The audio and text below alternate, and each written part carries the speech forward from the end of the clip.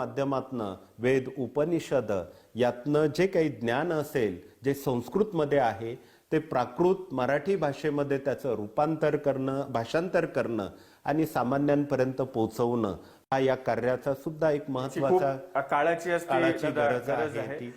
अक्कलकोट आणि दिंडोरी हे दोन नेमके वेगळे विषय आहेत, हे वेगळी दोन ठिकाणं आहेत. तर ह्याची तुम्ही सांगड कशी घालता आणि बाहेर विनाकारण काही गैरसमज अक्कलकोट आणि दिंडोरी यांच्यामध्ये पसरवण्याचं सुद्धा काम सुरू असलेले एक पत्रकार म्हणून लक्षात येतं. तर ह्याविषयी दादा आपण आजपर्यंत कुठे बोलला नाही आहात, तर ह्याविषयी थोडं आपण सांगावं, कारण दोन्ही स्वामींचीच स्थानं आहेत. नक्कीच.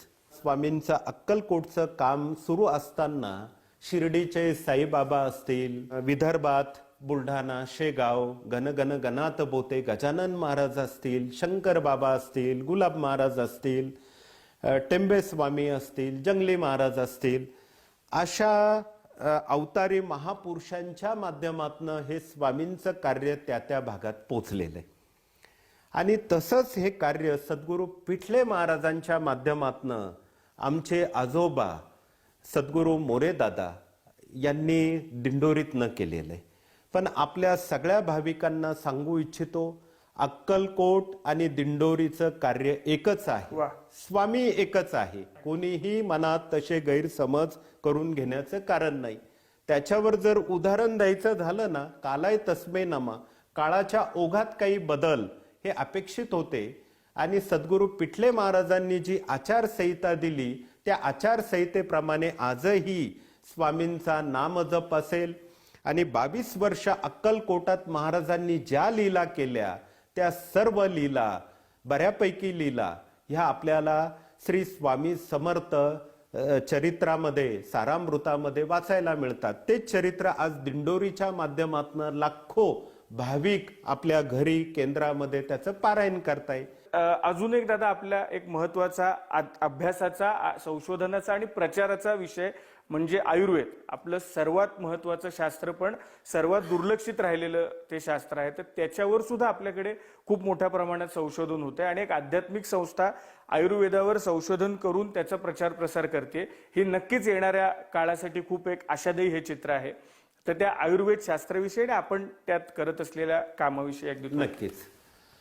ऋग्वेदाचा उपवेद आयुर्वेद आहे आणि ही हजारो वर्षांची आपली भारतीय संस्कृतीची परंपरा आहे. ॲलोपॅथी अलीकडच्या काळात आली किंवा इतर पॅथ्या, परंतु ही खूप जुनी पॅथी आहे आयुर्वेद. आयुर्वेदाने काही लोकांचं म्हणणं गुण उशिरा येतो, पण आता त्याच्यामध्ये इतकं काही ॲडव्हान्स टेक्नॉलॉजी आलेली आहे, गुण पण लवकर येतो आणि त्या रोगाचं समूळ उच्चाटन पण होतं आणि कुठले साईड इफेक्ट्स नाही, दुष्परिणाम नाही. आणि आज श्री स्वामी समर्थ सेवा मार्गाच्या आणि गुरुपीठाच्या माध्यमातून आयुर्वेदामध्ये इतकी मोठी क्रांती झालेली.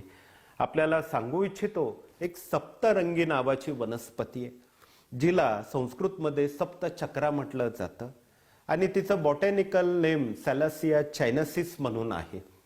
आणि तिच्यामध्ये मॅग्निफेरा म्हणून अँटी कॅन्सर द्रव्य घटक मोठ्या प्रमाणात आहे. आणि ह्या मार्गातनं निशुल्क डॉक्टरांच्या माध्यमातनं ती मुळी दिली जाते. पाण्यात उगाळून जर चाटण घेतलं तर कॅन्सर सारख्या दुर्धर आजारावरती ती खूप काही गुणकारी ठरलेली आहे. शेकडो लाखो रुग्णांना त्याचा खूप चांगला अनुभव आलेला आहे. आणि आपण जर धर्मशास्त्र बघितलं तर प्रत्येक पूजेमध्ये जी वस्तू वापरली जाते तिचा आयुर्वेद आणि आरोग्याचा संबंध आहे. जसं आपण देवीच्या मंदिरात गेलो, देवीच्या मुखात मुखवास असतो, खाण्याचं पान नागवेली, अर्थात ते धूम्रपान नाही. आणि म्हणून आयुर्वेदातही म्हटलेलं आहे, 2 नागवेलीची पानं आणि चिमूटभर जर जिरं जेवणानंतर जर चावून चावून आपण खाल्लं 4 ते 5 दिवस तर नक्कीच हिमोग्लोबिन नॉर्मल होत असतं, आपलं रक्त वाढत असतं. म्हणून पाचक द्रव्य त्याच्यामध्ये लपलेलं आहे. त्यामुळे प्रसाद, नैवेद्य या सगळ्या गोष्टींमध्ये पूर्वी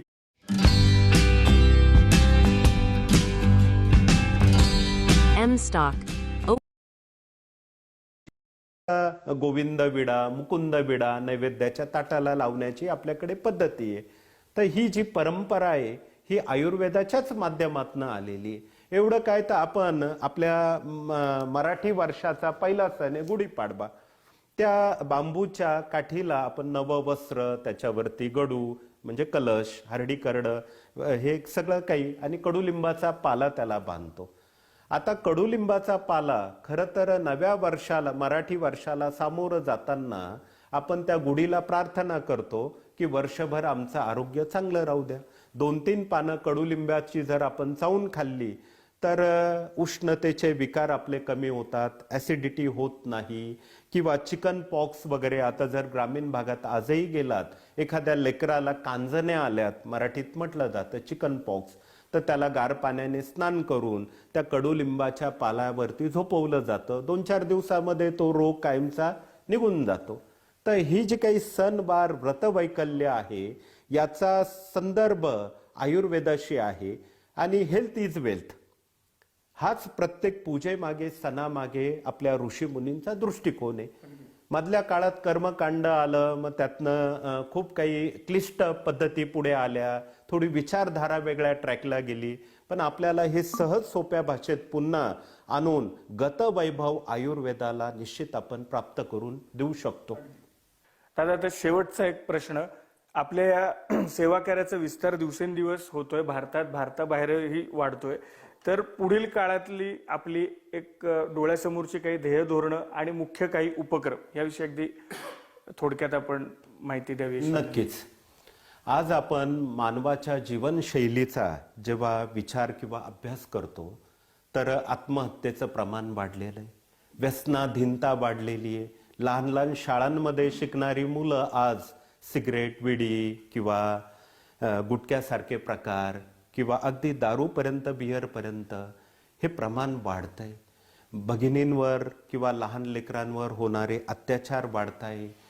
तदनंतर मोबाईलच्या या काळामध्ये आज शालेय विद्यार्थी असो किंवा कॉलेजमध्ये शिकणारे विद्यार्थी असो, त्यांचंही या मोबाईल व्यसनाकडे प्रमाण वाढलेलं आहे. म्हणून आपल्या पुढे खूप मोठं एक आव्हान आहे. व्यसनमुक्ती असेल, आरोग्य असेल, आपलं मन आनंदी राहणं, मन सकारात्मक राहणं, त्याकरता ह्या कार्यातनं आज देशातून विदेशापर्यंत मोठ्या प्रमाणात सेवा केंद्र कशी उभी राहतील, त्यामध्ये बालसंस्काराची केंद्र वर्ग कशी मोठ्या प्रमाणात आपल्याला राबवता येतील, हा नक्कीच दृष्टिकोन डोळ्यासमोर ठेवलेला आहे. आपलं आरोग्य चांगलं राहण्याकरता शेतीशी संबंधित असणारे सगळे काही शेतामधनं निर्माण होणाऱ्या ज्या वस्तू, भाजीपाला, दूध, हे कसं आपल्याला सकस सात्विक मिळेल हाही एक प्रयत्न केला जातो. आणि विशेष म्हणजे आपल्याला एक आनंद वार्ता सांगू इच्छितो की या दिंडोरी प्रणित मार्गातनं, गुरुपीठातनं एक उद्दिष्ट डोळ्यासमोर ठेवलेलं आहे.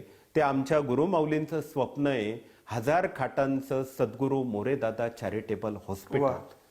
आत्ताच 16 डिसेंबरला त्याची पायाभरणी आणि खोदकाम पण सुरू झालेलं आहे. उद्दिष्ट असं आहे की वर्ष, 1.5 वर्षात एक 500 खाटांपर्यंत तरी आपल्याला पोहोचणं आहे. आणि ह्या नाशिक जिल्ह्यात असो, महाराष्ट्रात असो, त्र्यंबक आदिवासी भागात जे गोरगरीब रुग्ण आहे यांना आपल्याला कशी चांगली आणि मोफत सेवा देता येईल, माफक दरात सेवा देता येईल, हा प्रयत्न या सद्गुरू मोरेदादा चॅरिटेबल हॉस्पिटलच्या माध्यमातून निश्चित भविष्यामध्ये देण्याचं प्रयोजन असेल. नक्कीच दादा, आपल्यामुळे लक्षात आलं की एखादी आध्यात्मिक संस्था विज्ञान आणि सेवा ह्या 2 गोष्टी त्याच्यासोबत जोडून इतकं मोठं कार्य उभं करू शकते. आमच्या आपल्या कार्यासाठी मनापासून शुभेच्छा. आणि आपण वेळात वेळ काढून या मुलाखतीसाठी वेळ दिलात त्याबद्दल आपले मनपूर्वक आभार. धन्यवाद. पाहत राहा साम